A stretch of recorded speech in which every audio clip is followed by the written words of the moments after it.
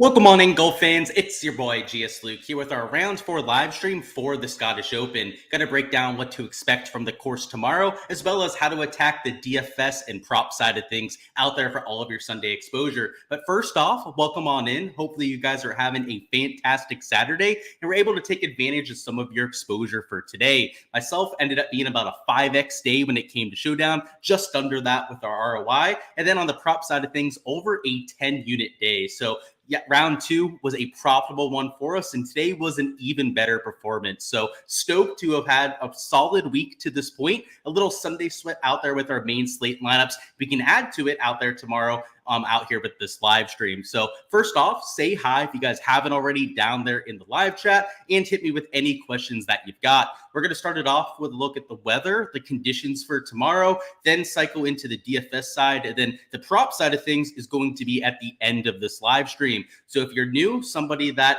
is maybe popping on in here for the first time, that is what to expect. Now, I do have a dinner tonight to make with some friends, so we're going to keep this one extra concise. So probably not going to be the hour live stream that we've had for the last 2 days, probably about half that length. So just going to try and get to it a little bit quicker, a little bit less yapping this time around, but still going to touch on all the information. So just a little bit quicker this time. What's going on? Nathan, Michael down there, Abruzzi, and also Nick Mars. Hopefully you guys are having a solid tournament so far and can get after it. What's going on, Nick? You said you got a round 4 sweat.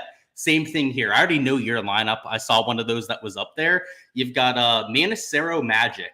Yeah, me too. I know you have them in a few lineups. But yeah, Dietrich would also be a nice little Sunday sweat. So let's hop on into it. Before we start talking about the golf course, I want to remind you guys of the sponsor of this live stream, which of course are our friends over there at the Ship It Nation. They are your source for all your needs, whether for any sport with DFS, whether it's PGA DFS like we're talking about here, or a variety of different other sports that you see here on the graphic. They cover football, basketball, hockey, college football, you name it out there. Pretty much any sport you can think of that you have DFS for, you're going to get projections, modeling, process tips over there from the Ship It Nation that is incredibly valuable. So a huge partner with the channel, was proud to bring them on because they've got proven winners over there, and you see it out there with the results. Plenty of people flying the Ship It Nation flag towards the top of leaderboards. So whether it's PGA DFS, I'm sure you've seen them up there, a few of you down there in chat, of course, or a variety of different sports. They are a great resource for you guys. And when you're signing up, use code Luke10 out there on the Ship It Nation, and you will get a 10% discount. So that'll be off any monthly or any annual subscription, and definitely well worth it. They won't price gouge you over there. Tambo, Hooper, great guys that run the site. And I have nothing but great words out there for the Ship It Nation. But let's take the plug down and start to talk about this golf course a little bit, which today played exactly what we expected. We thought the morning wave was going to get slightly higher winds and that the PM wave was probably getting the better side of things. Now, I wasn't sure it was going to be a stroke and a half difference, but that's what we ended up getting. AM wave played about a half a stroke under par. And because of the rep on whether the rain specifically was only really a factor for an hour, maybe an hour and a half today, the PM wave went out there and got after it. That's why the props were so profitable today. It's also why our Showdown lineups ended up doing so well. There was a lot of chalk that I was taking in lineups, but it was well substantiated, right? The -2 scoring average showed you that a lot of those players were popping off. And if we sort this by ceiling score, you'd expect to see some AM guys showing up, but not really, right? We have to go the whole way down to a Matt Fitzpatrick, a Daniel Hillier, before we can find somebody that was teeing off in the AM wave. So that's why we went so PM heavy yesterday, and ended up being worth it and ended up working out quite well for our exposure. So out here for tomorrow, I'll just say that the weather situation is not as clear cut because we don't have those AM winds or a ton of rain to worry about. Instead, it looks pretty flat the entire day and not that much of a rain chance. So if I had to chalk it up before the round, I'd say that the AM and PM are probably going to get similar conditions, but that the PM wave is going to play quote unquote easier. The reason for that would be, at least the main difference, would be the difference out there in talent level, also difference in form out there with the later starters, but also perhaps the difference in temperature. It'll be 4, maybe 5 degrees higher out there in the afternoon. And because of that, the ball is going to travel a little bit further. So you've seen that the first few days, PM guys, if it's the same sort of wind conditions, have had the slightly better end of the spectrum. That being said, You also have placement points in play out there for a Sunday Showdown slate. So when you consider that maybe they're getting the slightly better edge there, plus those placement points are at least a bigger factor for those kind of players, it's easy to see why you'd want to jam in a lot of late starters. In large field lotteries, however, it's going to be really tough to do so, right? Yesterday, we mentioned the fact that it'd be tough to only take late starters. That's only going to be even harder out there for Sunday. The placement points are, of course, something you have to prioritize. And on top of that, all that chalk is even chalkier out there for Sunday Showdown. So unlike our round 3 lineups, I am going to have some mid to maybe even early starters that I'm using for some leverage. I think that they're getting better conditions this time around, and in general have a much better chance of being an optimal play than what we saw out there for round 3. And again, just to circle back on that, in terms of your optimal performances, again, hardly any were guys that were teeing off early, right? It was like at the worst, the guys that were in the middle of the field,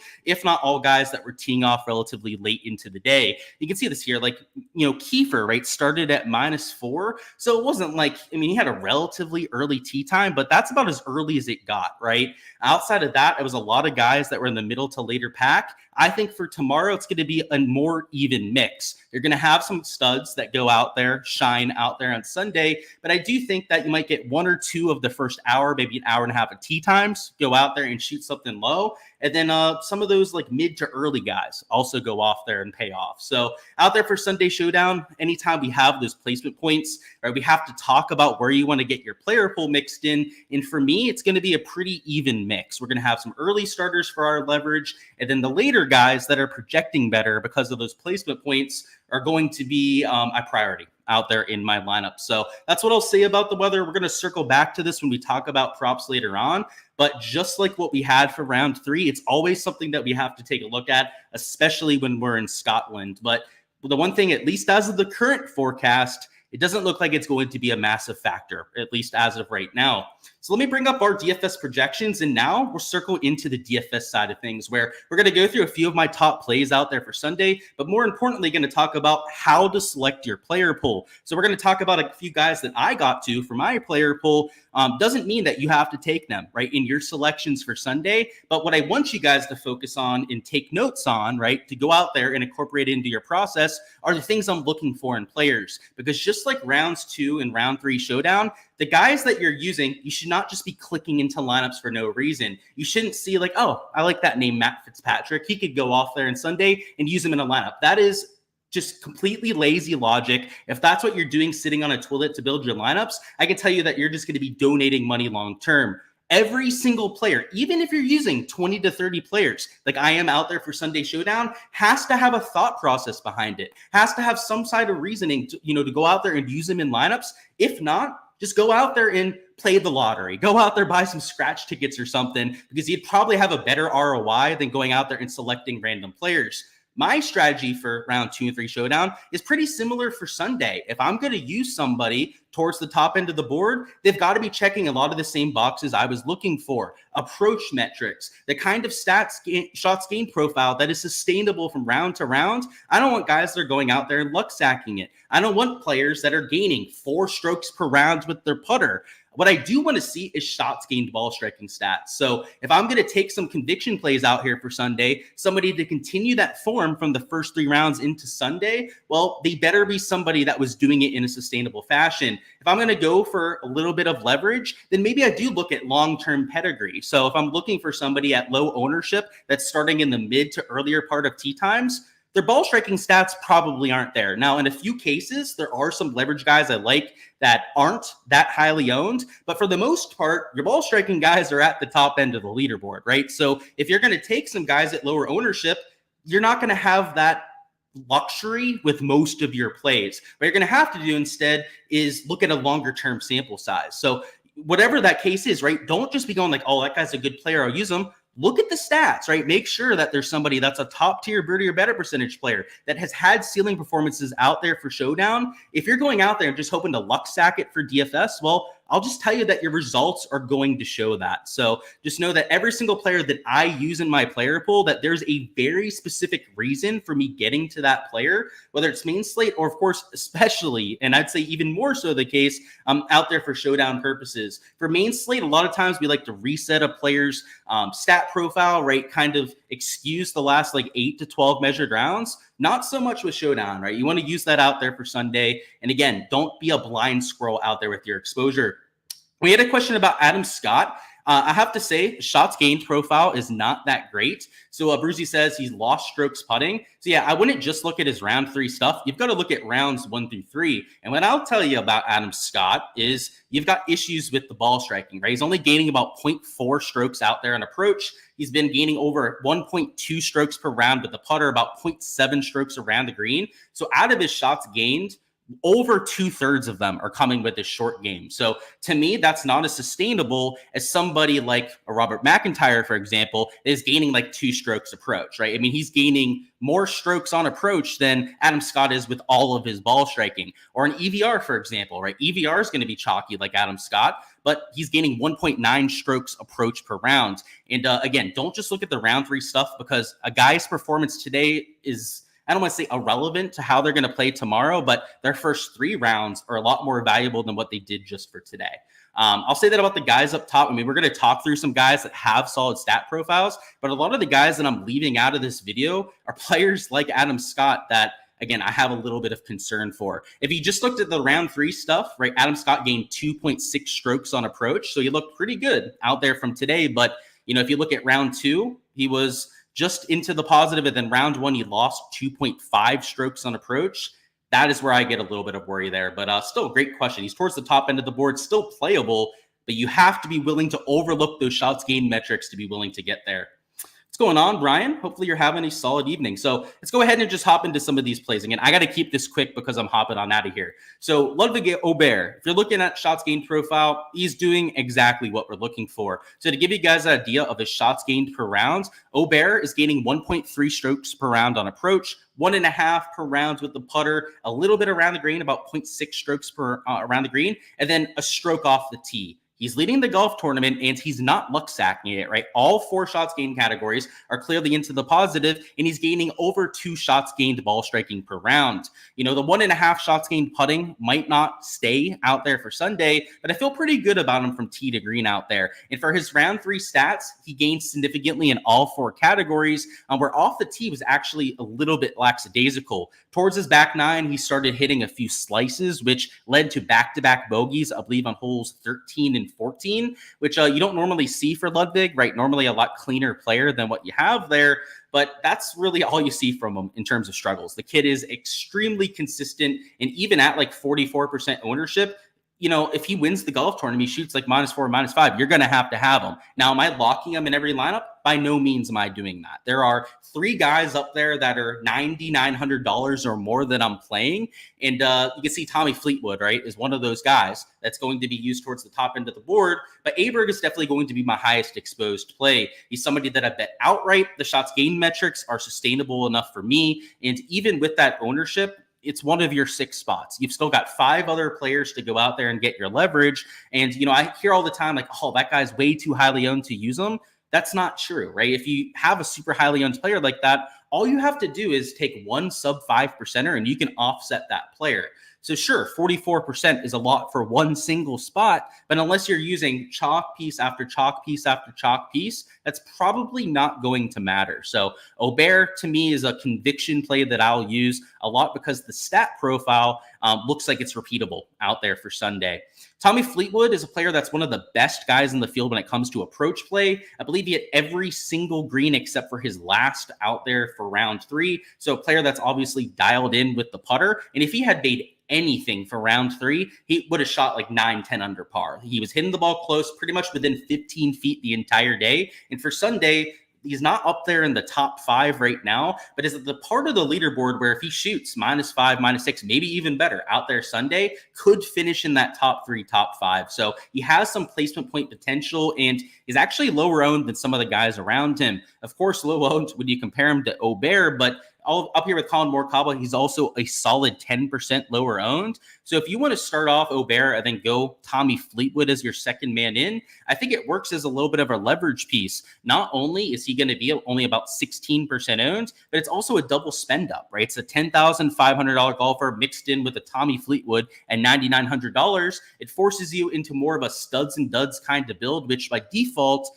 is going to give you some leverage to the field there. Not a lot of people are going to want to go Aberg and then spend up the whole way to $9,900. And frankly, I think if people are going to spend up for a double spend up, that you're going to see people go Aubert, Morikawa, maybe even try and go Rory Aubert as their first and second man in. I don't think that this Aubert Fleetwood combination is really going to get played much, if at all. So in terms of large field lotteries, if you're going to try and force yourself into some differentiation, I don't think that that's the worst start in that kind of contest. Now, it might force your hand down in there into the 6K range, but there are a few guys down there that I think are playable for round 4. Next up, we got Robert McIntyre, who outside of Aubert, some of the other guys that are popping on approach, is probably the most impressive stat profile. He's gaining a bunch of strokes on approach. In fact, if we take a look at the shots gained metrics, he's gaining 1.8 shots gained approach per round. He's gaining shots gained with the flat stick as well. And the only category that he's losing with would be his around the green play, which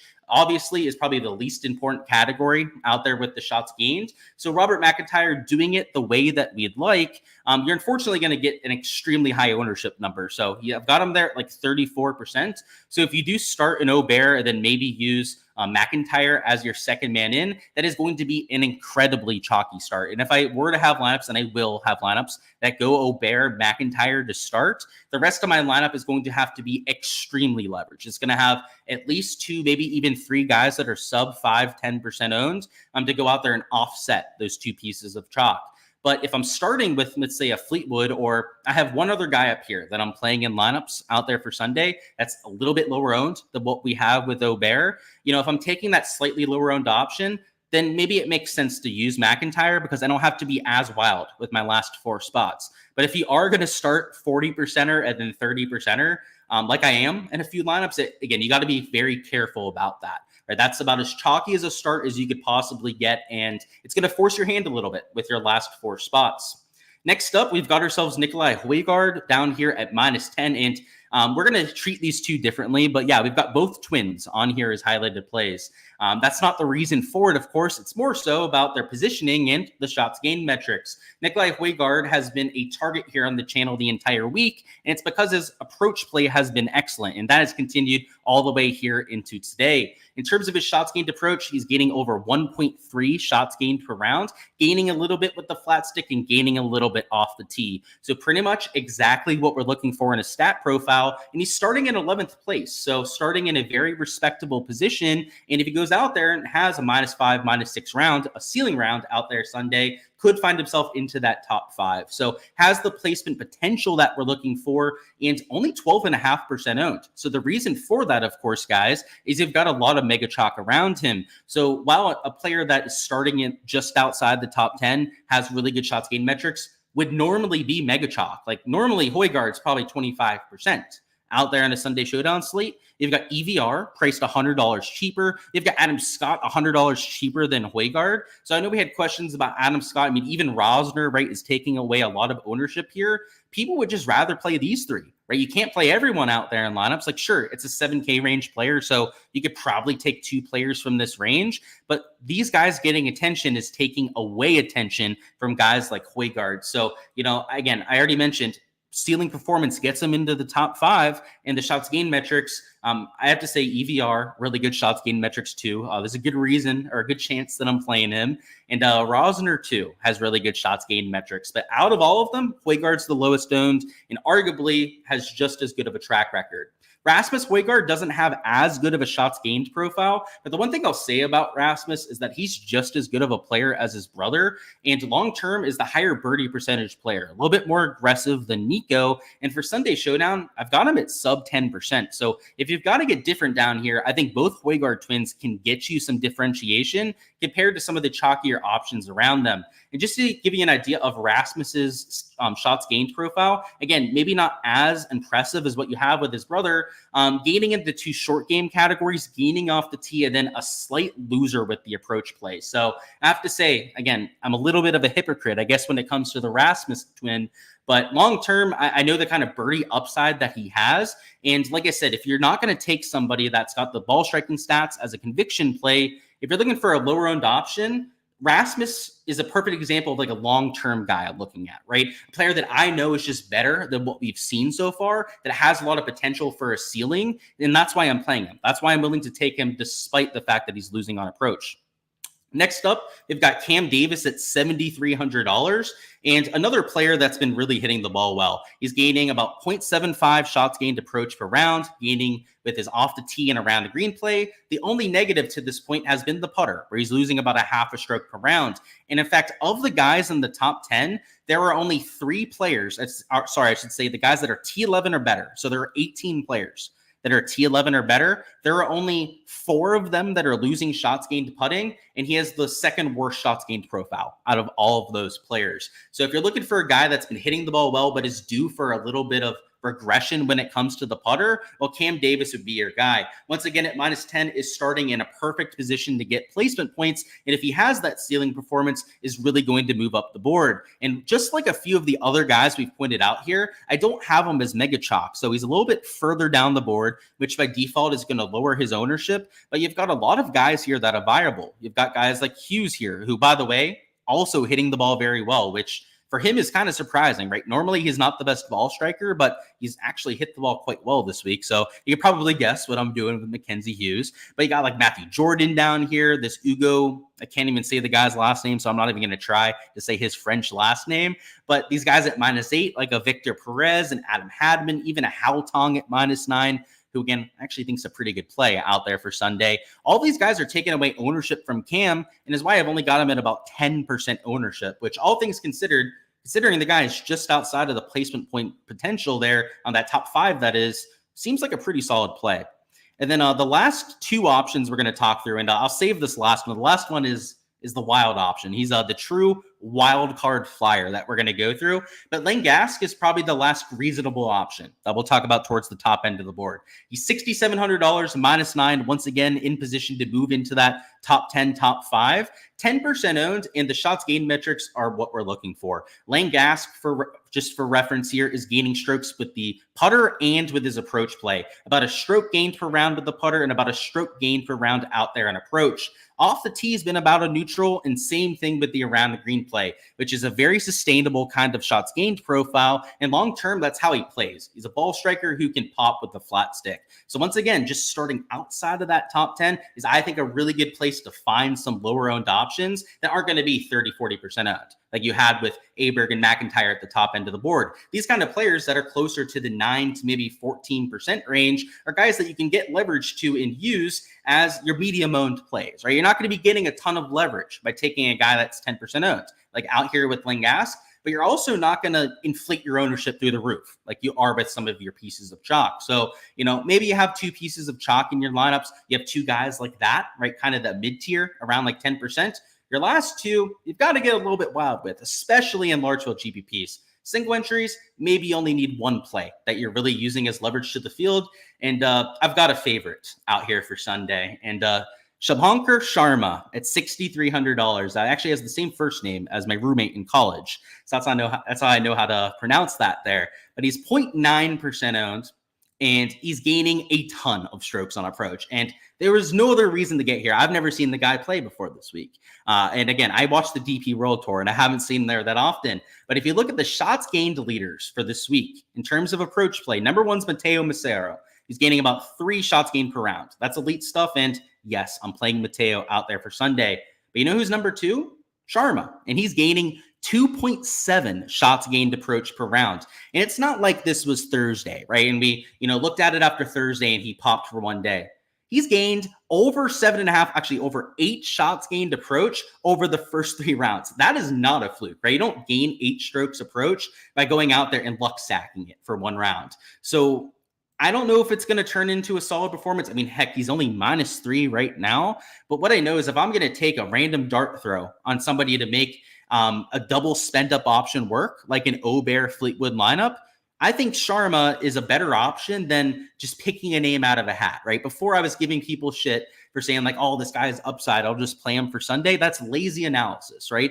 You may go like, you know what? I'm going to go down here and throw just one of these PGA Tour players into a lineup, right? And the fact of the matter is almost all of them have horrible shots gained profiles. I'd rather have Sharma, who's at least shown me something, even if he's a random create a player name that I've never even seen before. And I kind of joke about it. I've seen him on leaderboards before, but I actually have never seen him hit a golf shot on the broadcast before. That's how much of an unknown he is to me. I'll rather play him than these guys that haven't done jack shit. So just again, have a reason for taking all of your players in your player pool. That is not me telling you to go out there and play Sharma, but like have a reasoning for your flyers, right? For going out there and taking somebody. Pure upside works if it's somebody that is an elite tier player, but down low, I don't think you should just be like playing random names down here. A lot of them aren't going to be as engaged out there for Sunday because they're not towards the top end of the board. So just keep that in mind. And yeah, that is my one real outside of the box play out here for Sunday. Let's catch up on any questions. And then afterwards, we're going to talk through props. Again, I've got about 10 minutes before I got to hop on out of here. So we're going to keep it moving. Who is going to boat race into the top 10? That's a great question. If I had to give you one of my highlighted plays as an answer, my favorite option is Højgaard. The guy could just not make a putt today. His ball striking was on point, though. So Højgaard's probably my favorite option, or his brother Rasmus. What's going on? I say good luck to the Sheriff. Yeah, the Sheriff, by the way, is Nick, if you guys aren't familiar. You like yourself some Fleetwood. That's good. So I'm not a big Showdown captain guy. So I've played it from time to time video. If I was going to play Showdown captain, I'd probably take Aubert out there in a few lineups. Maybe somebody like a Morikawa out there as a captain, McIntyre as a few captain lineups for sure. But other than like the spending up on guys I think are going to win the golf tournament, maybe you take a pure flyer play on like a low 7K guy out there at captain. It's just, yeah, I don't play enough of it to like give you a straight answer because I haven't thought about it yet. But yeah, those are a few of the captains I'd be thinking about and then just building around it with my normal player pool. Underdog is ripping plays off the board. Yeah, that's how it works, dude. When you go out there and you post value, you're going to go ahead and get ripped off, right? And I have to say, it was up there until the live stream went live. So it was up there for at least 30 minutes. So you might want to turn on notifications or something. It's something you've complained about multiple times, Eric. And there's an easy way to fix that by turning on notifications. And if you're complaining about just like not getting them in because you were doing something, then that's a personal problem. That's not a me problem, right? What's going on, Fizzer? Cam Davis is shooting for one of the 3 places at Troon. Yeah, Rosner as well. Rosner's in first place for that. I don't know who's in second. Let me actually look at the leaderboard and kind of think through that. Yeah, Rosner doesn't have a spot. Manicero doesn't have a spot, so he's the second place. I'm not sure about Eric Van Rooyen, but the next spot down might be Maximilian Kiefer, because I know for a fact that Højgaard's going to make it into Troon. So yeah, that's another narrative, right? Manicero guys like Rosner, they're probably more worried about the Troon aspect than winning this event. I mean, the fact that they're 4 shots back, 5 shots back probably has a lot to do with that too. I mean, that's a lot to overcome on an Aubert. I mean, even 2-3 shots on McIntyre is going to be pretty tough to make up. But yeah, that's a big factor too. I don't know if it changes my process. In fact, it probably doesn't, but it's a good thing to know, right? He was in the in the Open last year or the year before. You're talking about Cam Davis. Yep, absolutely. It doesn't mean that he's in this year, though, right? How far back can the winner come from? Realistically, Aubert, McIntyre, Morikawa, one of those 3 likely wins. But I would go the whole way back to 12 under par because, I mean, there are no guys at 11 under par. So it's pretty easy to kind of roll that one out. But yeah, I mean, Rory's at -12. He could still win, right? He's 5 shots back. Aubert only shoots 1 under par. I mean, hell, even shoots even or 1 over par. Then maybe even the guys at -10 could go out there and win this thing. So I think a lot depends on Aubert. Realistically, though, 12 under par is probably the cutoff, right? Starting 5 shots back. If Aubert goes out there and shoots 2 under par, which I think is probably about as bad or worse as he's going to do, somebody at -10 is going to have to shoot -9 or a 61 to just go out there and get into a playoff, which I don't know if we're going to see 61 out there at this golf course. So yeah, I'd say probably -12. And even the guys at -12 are probably going to need some help. They're going to need Aubert to go out there and shoot like even par, which probably not going to happen, if we're being honest. What happened to the JT Fool's Gold? JT went full Keegan. Yeah, I forgot. Someone down in chat there on Thursday was like, oh, JT's going to boat race this thing. He's going to win it because he gained like 3.5 shots gained approach and 3.5 shots gained putting. Yeah, let's see how that's going, right? And yeah, I know we talked about that, Nick. Not a surprise, right? We kind of knew that was coming. EVR is 2. Yep. So you're saying he's in? Okay. Yeah. No, I thought he was in, right? That would make perfect sense. You like Robert to go off again? Yes. The shots gained profile looks pretty good. Oh, Sharma you're talking about. Oh, I see what you're saying. Yeah, he's been on DP World Tour leaderboards. So, I'm not calling him a random scrub, but if you asked me to point him out in like a lineup of players, I couldn't do it. Like that's the god honest truth about it. But yeah, he's at least in the majors. I know he's pretty decent on the DP World Tour because he wouldn't be in this field, right? If he wasn't decent on the DP World Tour, you have to be, I believe, like a top 60 DP World Tour player to even get into this field. A few withdrawals, a few guys that probably didn't take the spot that opened it up a little bit. But yeah, he's pretty good. Seam is sneaky tomorrow. Yeah, dude, Seam is just a good player in general. If you're looking for one of those pure flyers, like kind of like a Sharma, Seam makes a lot of sense. You're not going to get any placement points starting with a guy at -4, at least anything meaningful, that is. You're not going to crack the top 10 out there from -4, but you could get a shit ton of birdies. And Marcel Seam, I mean, you know this, Nick, because you're a DP World Tour stan, but he is an unbelievably aggressive player. And he's a really good putter, too, when he's playing his best golf. So, yeah, I think he's definitely in play in those large field lotteries for a little bit of differentiation. In single entries, that kind of stuff, I don't know if I would go and use a Seam. Heck, I probably wouldn't even use Sharma out there in like a single entry contest. But yeah, the large field GPPs, it makes a lot of sense. Sharma was leading the Open. EVR is not in the Open. Okay. Yeah, you were confusing me with those comments back there. But yeah, it makes a lot of sense now, Brian. All right, let's hop over to the prop side. We're not going to build a lineup together as I just don't have the time for it. And I want to make sure we have all the time here for props. So in terms of, first off, smash the like button if you guys haven't already. And in terms of props, I think we're going to see pretty similar scoring to this afternoon.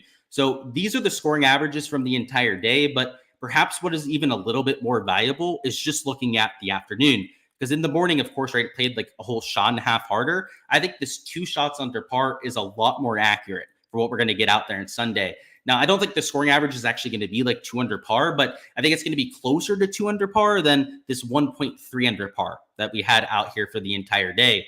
So with that being said, I think the birdie average is probably going to be at least 4 per round. Your bogey average is probably going to go down just a little bit to maybe like, I don't know, like 2.3, 2.35 per round. So I think you'll see a little bit of a bigger difference with the birdie average than you do with the bogeys, but still a little bit of movement that's worth throwing out there. Your fairway average went up compared to rounds 1 and 2, probably because of talent level differences. And then your green and regulation average did the same thing. Went from just over 12 per round to just under 13 greens of regulation per round. So all of those were pretty predictable, nothing that was out of the ordinary. And when we take a look at the board over here, you'll see that there's some value over here on Underdog. Now, Prize Picks didn't have a board up when I last checked, and to this stage hasn't done so. But with the scoring conditions being relatively soft, I think you're going to see some scoring out there. And the few plays I want to point out here, I already took a Hovland under 67. That got bumped down to 67. So obviously that was a easy piece of value. Same thing over here with Minwoo Lee. I wouldn't even hate taking them for under 67, but the 67.5 that I got was much better value. They were -155 towards their under, which is why I was so eager to take them, right? I think conditions are going to cooperate in general. Then when you add in on top of that, the juice over here on books, it's something that I wanted to mix in. So Minwoo Lee, for example, right, is -155 juice. Go down a little bit further, Victor Hovland, -155 juice, which is a lot of plus EV value out there on that kind of prop. So that's why I took those two. If you're going to try and find other stuff to add, there are other guys at 67.5 strokes that make a lot of sense. Heck, you could even play these two at 67 if you want to, right? I don't make your exposure for you. You're going to have to decide what to do, but I think there's a lot of value on unders and potentially overs on birdies. If you're going to try and find some other pieces of value on the board, there are other plays that were plus EV. So for example, Tom Kim is -145 towards his under. So that could obviously be in play. Justin Thomas, I wasn't sure if he had a lineup. There it is. He was -140 towards the under. You could mix him in for that sort of under. Going through this earlier, I thought that Tommy Fleetwood at 67 wasn't the worst play. Who else was I looking at? Not Tommy Fleetwood, a Sahith Theegala. I saw the T and got ahead of myself there. Yeah, Theegala at 67.5, maybe not the worst under. A McIntyre at that same number, I'd also be considering. All of these sort of plays are guys that I'm going to have to do a little bit more research to see if I'm going to get to them myself. But yeah, a lot of unders on strokes. When we have next to no wind, like what we're going to have on Sunday, it rained today. It's actually going to rain even more overnight to just further soften up this golf course. Even with Sunday pins, which will be a little bit more tricky, I still think you're going to see better scoring than what we had for round 3.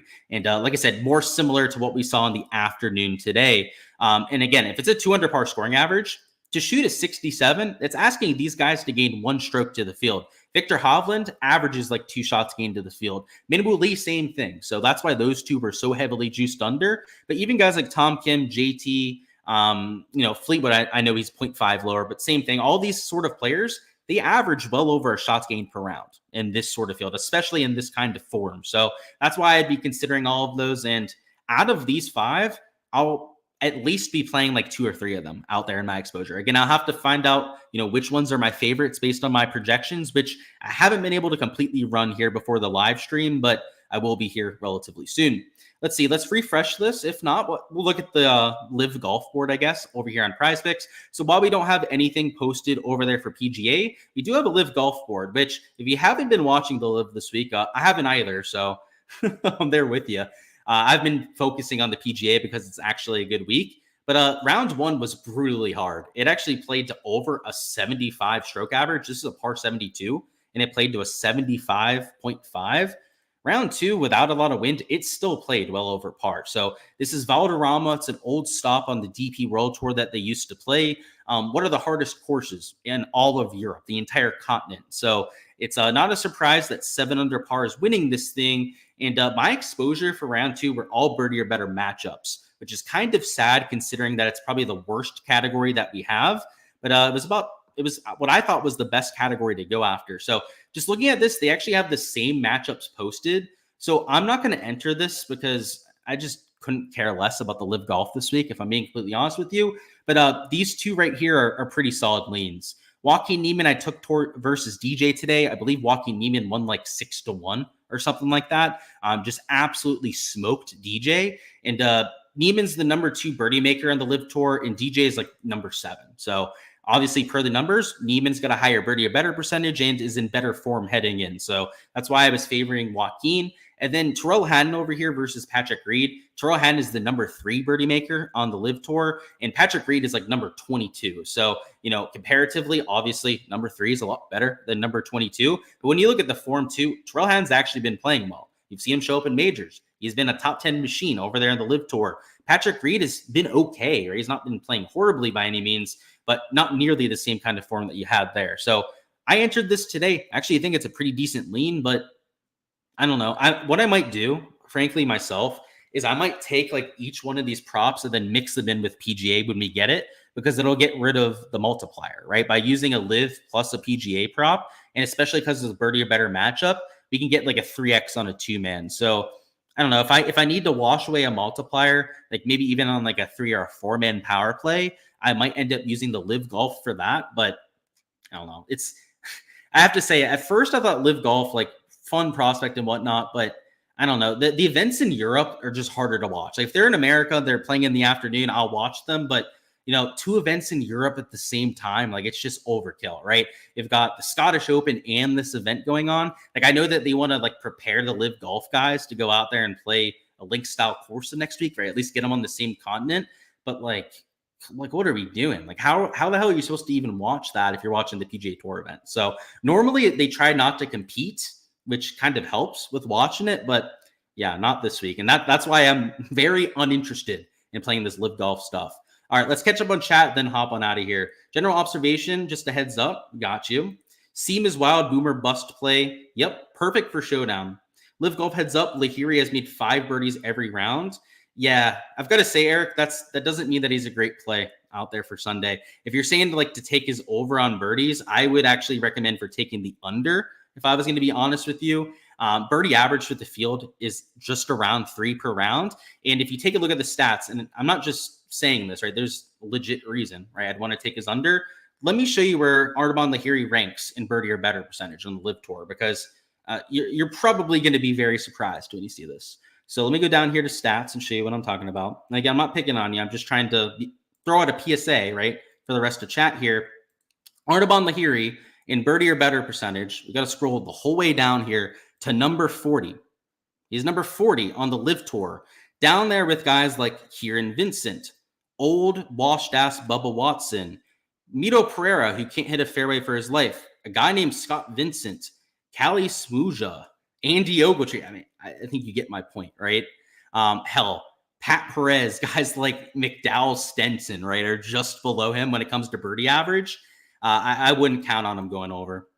That's what I'll say about it. So, all right, that's all I've got for the live stream, though, guys. Hopefully feel a little bit more prepared out there for your Sunday exposure. Go ahead and smash that like button if you haven't already, and also subscribe to the channel so you don't miss any of the content to come. We're doing all the same out there for next week at the Open Championship. So another major championship to go out there and add to it, and let's keep the momentum going. So appreciate you guys. Best of luck out there for Sunday, and I'll see you guys next week.